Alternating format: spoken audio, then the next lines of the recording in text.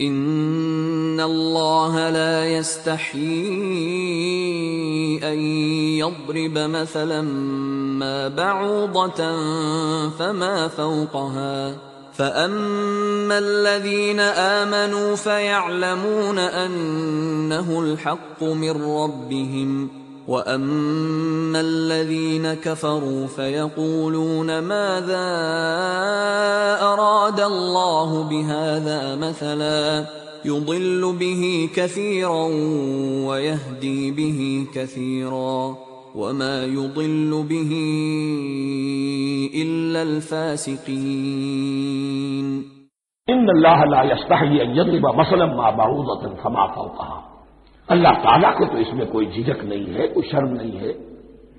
کہ وہ مچھر کی مثال بیان کرے، تو اس سے اوپر اب یا فوقها میں دونوں معنی ہو جائیں گے، یعنی کمتر اور حقیر ہونے میں اس سے بھی بڑھ کر، یا یہ کہ اس سے اوپر کی کوئی شے اس کی مثال دینے میں اللہ کو کوئی جھجک نہیں، اس لیے کہ مکھی بھی بہرحال مچھر سے تو ذرا بڑی شے ہے، اس معنی میں بھی ہو سکتا ہے فوقها، اور فوقها اس معنی میں بھی کہ اس سے بھی حقیر ہونے میں اس سے بھی بڑھ کر۔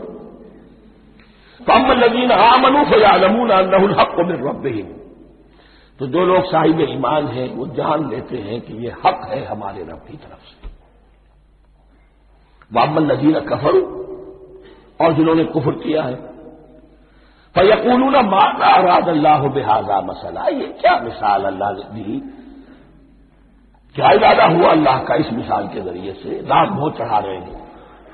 اعتراض کر رہے ہیں۔ اب جو آ رہا ہے اگلا جملہ وہ ہے بہت اہم، یضل بہ کثیرا ویہدی بہ کثیرا،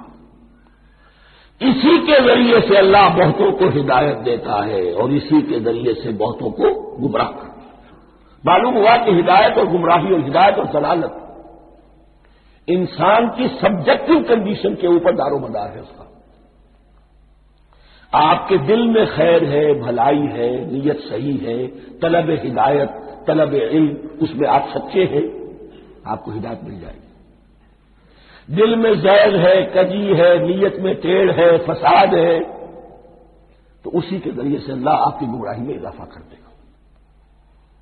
یضل بہ کثیرا ویہدی بہ کثیرا، لیکن اللہ کا یہ کسی کو ہدایت دینا اور کسی کو ضلالت دینا علل تک نہیں ہے، کسی قاعدے اور قانون کے بغیر نہیں ہے۔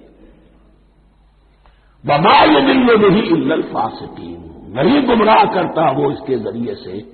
مگر صرف سرکش لوگوں کو، جن میں سرکشی ہے، تعلی ہے، تکبر ہے، اور ان کے اوصاف کیا ہے؟